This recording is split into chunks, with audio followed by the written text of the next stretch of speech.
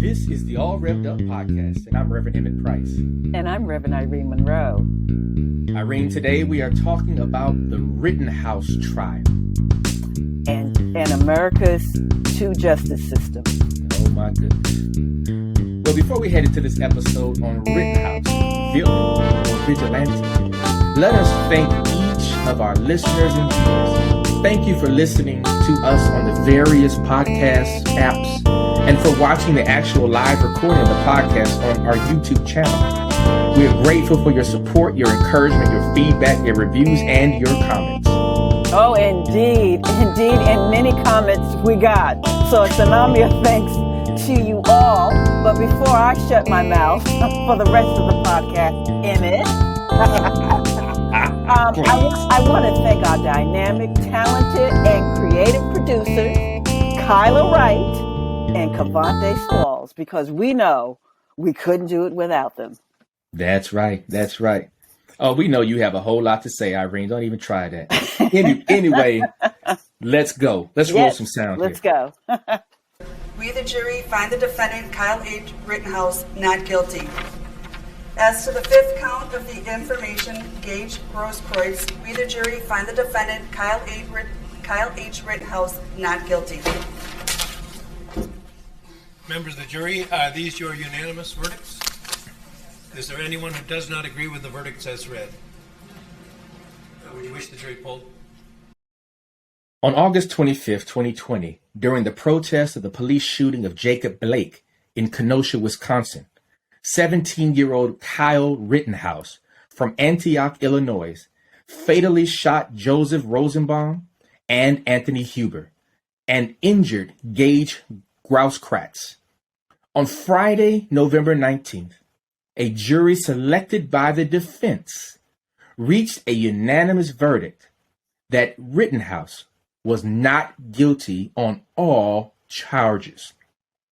Not guilty of first-degree reckless homicide, not guilty of 2 counts of recklessly endangering safety, not guilty of intentional homicide, not guilty of possession of a dangerous weapon by a person under 18, which was a charge that was actually dismissed, not guilty on failure to comply with an emergency order from the state or local government, which was also dismissed, not guilty on all charges. Irene, 2 people dead, 1 person injured, and not guilty on all charges. You know, not only do we see two justice systems, and the thing is, I have to quite be honest with you. While I'm not angry, I'm mad. While I'm mad about this, I do understand this, and we all do, is that, our justice system deliberated the kind of verdict to Rittenhouse that it's built on. I mean, the justice system is doing very much what it's designed to do. Now, what was an anomaly was when Derek Chauvin was found guilty, because we can go, Jacob Blake's, I call them killers, or we want to call them villains or vigilantes. Jacob Blake is still alive. Yeah, but what I'm saying, the cops get away. Yes, he's not dead. But my point is, they're not indicted. So, the justice system is doing very much what it's intended to do, which is why we try to massage this issue of critical race theory, because we're looking at the intersection of our legal system and how it impacts race in America. So my point is that this verdict is no different than, Emmett Till. We could run the list down. I think what I find very interesting is the judge here. This is a judge that didn't allow the men that were killed to be called victims.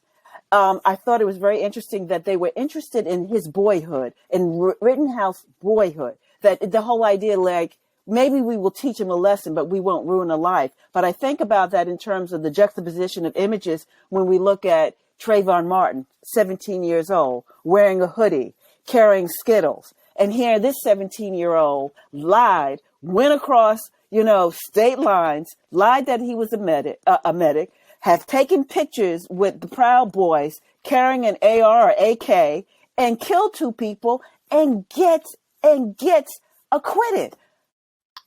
It leaves you speechless. It re-triggers the harm for all the mothers and fathers who have lost their children to this, not only this senseless act of someone like a Rittenhouse, but this justice system. Yeah, I mean, I have no lofty or romanticized kind of notions of justice in this nation. I think you've talked about the duality of the justice system. I would use the phrase of two Americas. But what I think is interesting in this situation is that these two people who were dead, who are white, and the one person who was injured, who was white, I don't even think people realize that these folks are white.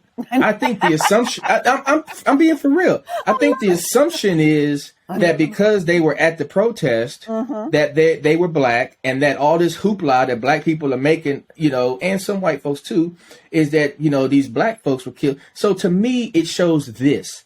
This is proof that whiteness is conferred, is granted to certain people, and it's revoked from certain people. And let me play this out for you. During the slave times, you had what was called slave lovers. Y'all remember that? When you had those white folks who actually tried to care for the slaves and tried to be a part of the Underground Railroad and help to free them. And their whiteness was revoked by their peers because they were slave lovers. In the civil rights movement, you had them N-lovers, right? You have the N-lovers, right? Who were trying to be a part of the movement, and their whiteness was revoked as well because they were, quote unquote, on the wrong side of the white supremacist ideology. Here you have these three folks, two are dead, another one is injured, who had their white cards revoked because whiteness did not protect their interests and the interests of their families in this trial. Whiteness protected the interest of Rittenhouse, a 17-year-old kid, and I'll call him a kid, with a semi-automatic AR-15 who got granted $2 million bail. So, Irene, you are right.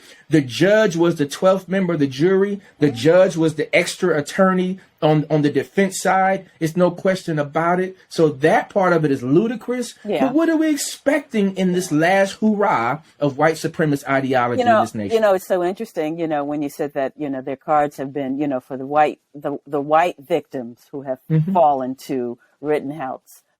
Violence here has been revoked. Anything that doesn't uphold the dominant system, the what we call the white supremacist dominant system, of course. So the point is, I love it when you say they're called race traitors. It's just amazing. Yeah. They're called race traitors here. And the interesting thing is this.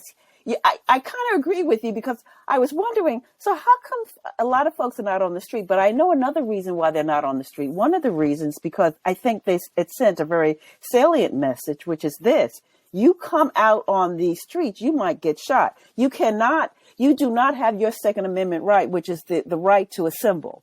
And the interesting thing is this, that also bothers me, is that white people, because of white skin, are deputized to stand their grounds, to be vigilantes and villains at the same time. So it's very, very interesting. Our justice system has no boundaries in terms of state as well as the individual in the state if it is going against the empire. So we're not surprised. But the interesting thing that will probably happen here is that we may very much have a second civil war, if not the third, because some say that the civil rights movement was the second one.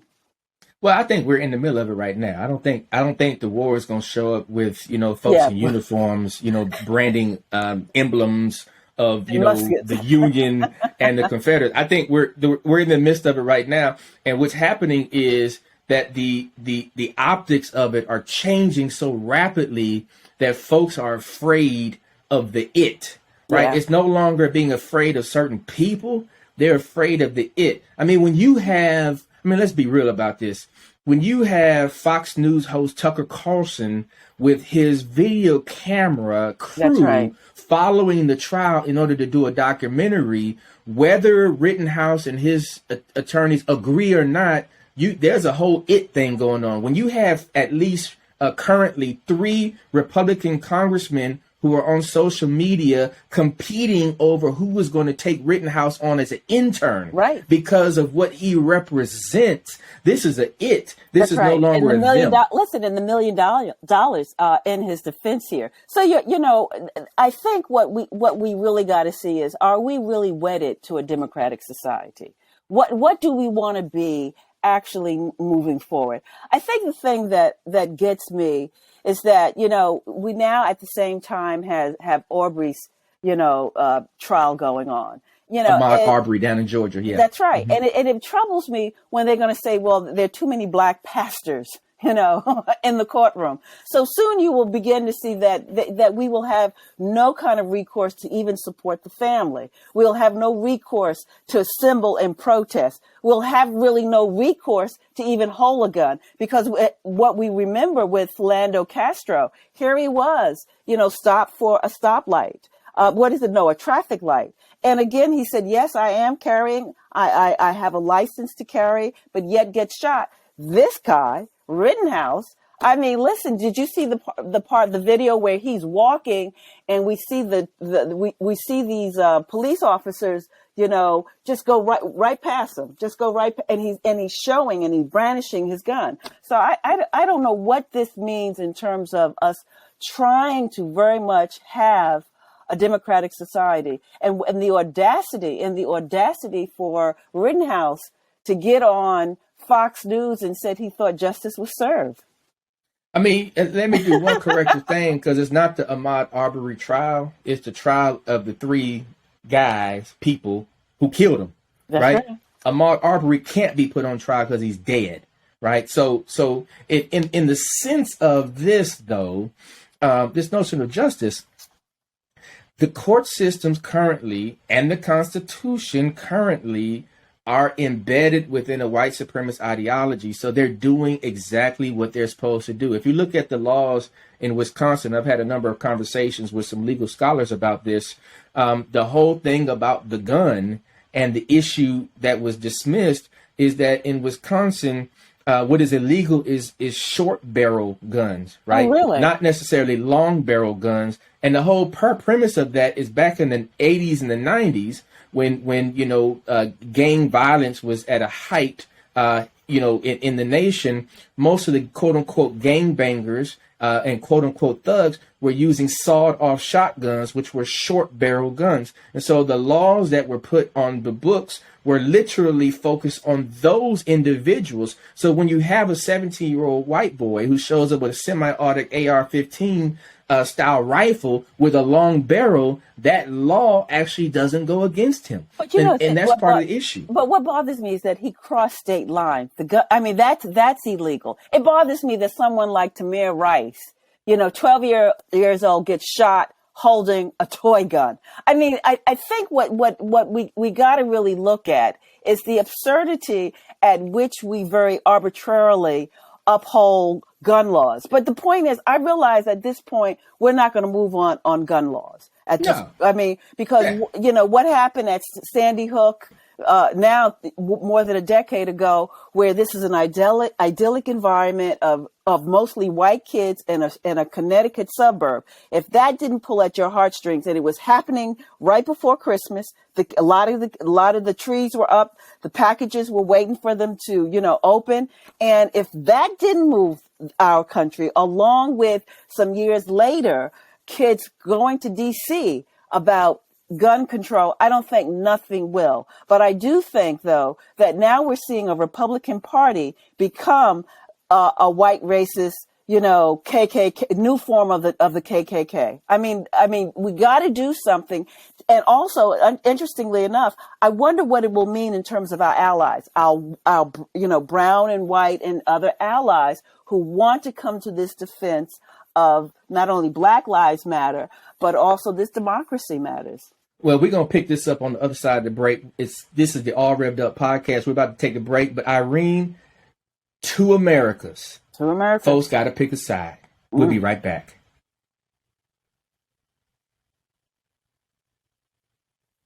Self-defense is not illegal, and I believe they came to the correct verdict, and I'm glad that everything went well. And it's been a rough journey, but we made it through it.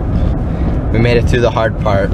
This is the All Rev'd Up podcast. We're back. The voice you just heard was that of Kyle Rittenhouse from a trailer from Tucker Carlson of Fox News, his documentary on the trial, which is forthcoming. Irene, oh my goodness. Listen, as one of our producers says, disgusting, and he's become the darling of the right.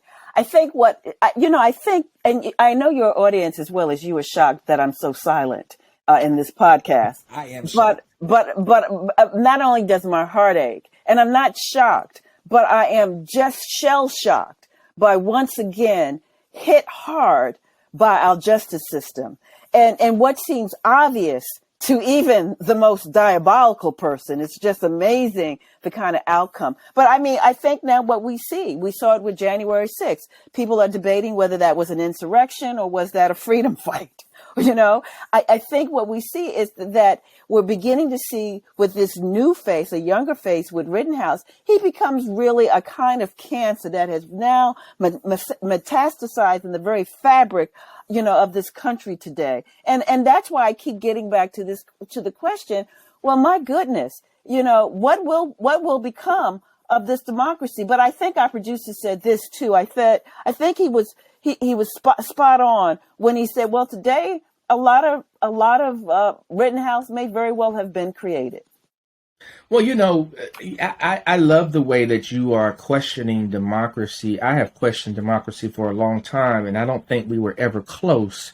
We are certainly further away than we have been in recent times in terms of what is a democracy. Because this trial in its very being, the essence of this trial shows how siloed we are as a nation. And here in 2021, where for some of us it feels like 1621, and for others it feels like 1721, and for others it feels like 1821, and it still feels like 1921. Yeah. Here we are in 2021, and we're going backwards while we're still debating about 1619 at the point that I'm trying to make. And so the things that I want to say here, self-defense should not be conflated with an individual who drives across state line armed. And the only reason you're armed with a semi-automatic AR-15 style rifle is because you're about to go do some damage. So you put yourself in the position of potentially being in the mix of the melee, and then you claim self-defense as a strategy. And the final thing I say is this: for all of you vigilantes, for all of you, freedom fighters, for all of you proud boys and whatever, proud girls, this is not an invitation. This is not an invitation to manifest your fantasies of killing people. Well, this is not an invitation. Let me say that. I disagree. I disagree on many levels. No, I'm telling them. You can't disagree with me because I'm telling them. You're telling them? Okay, I'm not analyzing. Okay. I'm telling them this is not an invitation. So don't disagree with me on that. Okay, but I think it will fall on deaf ears for many reasons. I think that when I think about this, I said, you're talking about the particularity of crossing state lines and all this, what we call the legalities behind that. But we got to look at George Zimmerman. Again, it's about standing your ground, but it's about standing your ground at the expense of upholding what I call the empire of white supremacy. So I think the question that we got to really begin to understand here is that, one, Black lives do matter, and that we got to have some laws that really uphold this. And I want to get to our president, Joe Biden, because Joe Biden felt like, the legal system worked. He didn't agree. See, this is talking from both sides of your mouth. He says, I disagree with the verdict, but our legal system works. Give me a break. What do you do with that? What else is he supposed to say, Irene? I think what he that's like working for Coca-Cola and saying Coca-Cola doesn't kill the inside of your body. No. But what he could have said. What are you supposed to say? What he could have said is that we got to do better at having laws that see more nuance of what exactly is a just law as opposed to an unjust law. No, I'm not at, and particularly, look, we got a VP president here. We have introduced the whole notion of critical race theory. Black people has put his butt in office.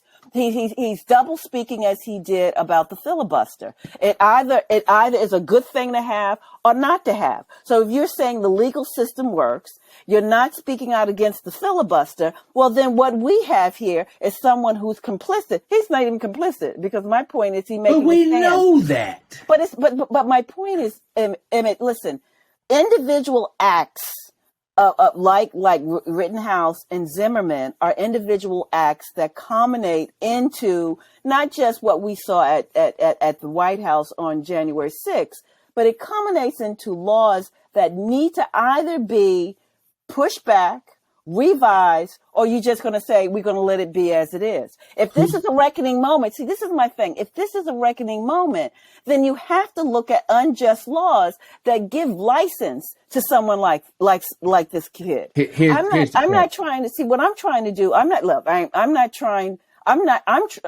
to change his heart. I'm trying to change behavior. If you change behavior, you can only do that by having certain laws in the books that say what you have done is not only illegal, but there's a recourse in terms of justice. Irene, you can't even get people to pass a law to get the potholes in the highways fixed. You can't even pass a law to get the bridges that are bustling and about to fall down on cars. You can't even get that fixed. But listen, we can't continue to live in a dystopian society. This is either anarchy or not. So I do think that what this really does, because we can say, yes, it's white supremacy. We've known this. We got to understand what do we say when we say we are moving towards a multicultural democracy and a participatory government in light of this sort of pivotal moment, reckoning moment of George Floyd's death. Well, I think you want a multi-ethnic, not a multicultural, because the culture of this land is white supremacy. Come on. Let's be real about that. Everything is based on a fascination with race, right? Just the very way that the laws are created, the very way that the Congress works, the very way that the Supreme Court works, the very way that the president works. I'm not usually the optimistic one, because that's why I'm concerned about you right now. I really am. I know. I'm concerned about you, Irene. I'm usually the fatalistic one here, but the point is about it is that I have to. And it's not that I don't, but I have to worry about you, and I have to worry about our producers, who is Gen X and millennials, who have to walk this world in a way that I didn't have to. So I'm concerned that if indeed we're putting people in office that say that this is that pivotal moment, I need to see some action, because we will have more Rittenhouse. So Rittenhouse is an extension of George Zimmerman. So this will continue. I want to know what our president is doing for us, and all the people who say this is a reckoning moment. Let me get my final word in here before you get your final word in here. All right. I'm concerned about this kid. I'm concerned about this kid because if you watch the life of George Zimmerman, his life was an absolute wreck after he got off from his trial. This kid is being manipulated. This kid is being used as a pawn. I don't agree. Tucker Carlson and his crew, these 3 Republican congressmen, this kid is not going to have a life. And I'm concerned about any other little young white boys. He's Dylan Roof. Listen, look, he's Dylan Roof. I'm concerned about him too. Okay, look. I'm concerned about him too. You know what? I'm concerned about Trayvon Martin's mother and the folk. I'm concerned. I understand that, but you're conflating a situation here I'm not. where this white boy killed other white men. Mm-hmm. It's not like he killed a black person. But well, that's how deep this thing is. That now they're killing each other. But you just said that the 2 white boys and the white boy that he injured had lost their race card. I think that anytime you're on the side of black people, you're seen as black. Okay, so that's where again race in many ways turns on its head if you're not upholding the empire. I guess what I'm saying is this. that you have a new breed of fanatics No, we don't. who Go ahead. were willing in 2021 to lay it all on the line to kill other white folks. This new breed, it ain't new breed. This breed has always been here. What has happened is that because we don't have title laws, they can now run amok. This is what we see. This is not the new birthing of the Proud Boys. Are an extension of the skinheads of the Aryan Nation. They change their names, but as they say, you don't change your stripes. You don't change your ideology. Those cats have never been as public as they are now. That's right. You can't even say that they have. These folks are wilding out in the streets. This dude showed up to a protest with an AR-15 in plain sight. You didn't see that 20 years ago. Come on, Irene. No, we didn't see that because we didn't see. But you got to look at this is why I said this is a pivotal moment, because it's always been there, but they've got a license to do so. Now it's always been there, but then we had Trump that in many ways gave a dog whistle or just outrightly said, Proud Boys stand by. So my point is, but this is no different, because this is no different than when we had the it has to be different marching on the state capitol. If you're using Trump as a hinge, and you're saying before Trump and after Trump, it's different. No, I'm not. It's no before. You just Trump. said that. I'm saying it's a continuation. All right. Well, then if I said that, or if you heard that, then I misspoke. It is a continuation. There's no difference. But the point about it is that Black lives. Okay, what has been continuous, whether we say this is a reckoning moment or not, pre-Trump, or not. Or the third Reconstruction, or the third civil rights or civil war. The point is that Black lives and lives of Black and brown people who are challenging the status quo are in jeopardy. Our allies, whoever they may be, are in jeopardy. So if that's the case, is that then the bigger umbrella that we fall under is democracy. What and who do we want to be moving forward with this experiment called democracy? Amen to that. Go on and give us a last word. I love you here. But let me just say this, that my benediction this evening is really a lament for justice. So I just want to start really by saying that our hearts, prayers, love, and condolences go out to families of loved ones who have fallen victim to hatred and inhumanity, to the mothers and fathers who must try to explain the unexplainable, and to those who are misguided in thinking that their bullets will bring about peace instead of violence. We stand fervently and unwaveringly in solidarity with all families and loved ones who sought justice in our justice system and didn't receive it. While division abounds among us, may we be bold and courageous enough to chart a better future for ourselves and for our nation. Now imagine a world where there's no division, where we know that our neighbors is for us and not against us. Imagine a world where there's no war, no injustice, no oppression, and no divisions, where the weak are protected, the homeless are sheltered, the hungry is fed, peace is built on justice, and justice is guided by love. We must, and I just have to say, I know I'm sounding like I'm preaching, we must strip away pride, suspicion, and various isms so that we can seek peace and justice in our hearts, in our communities, and in this country. We must heal ourselves of the bigotry, biases, and demons that chip away at our efforts to build a just world. So what is justice? Here's what I mean. We must build a more humane society where justice is grounded in doing good, not just for you or the just us crowd. Justice is one of the ways in which we are meant to understand each other and more clearly. And it is the ethical principle for the means of life itself. Justice is about a moral obligation that must act on the basis of fairness, equity, and human rights. It is the difference between selfishness and selflessness. Justice is a power in relationship with each other that cannot be separated from love, redress, and reconciliation. And justice, as Martin Luther stated in I Have a Dream speech, must roll down like waters and righteousness as a mighty stream. Now, can you imagine this world? Can you just take a moment, the time that it takes to breathe a breath, to imagine this world? Ashe? Ashe. And amen. Amen. Ooh-wee. You preaching. That's good. That's good stuff. I'm mad. That's a powerful lament. Amen.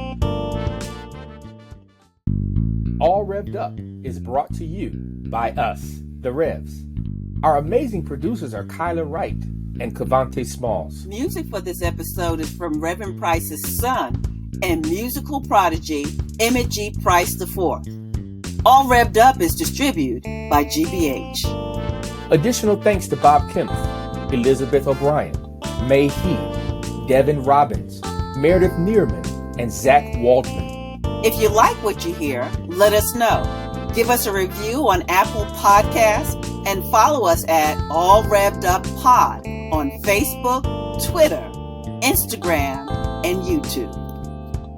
Feel free to send us a note, a question, or a comment to allrevduppod@gmail.com. We'll be back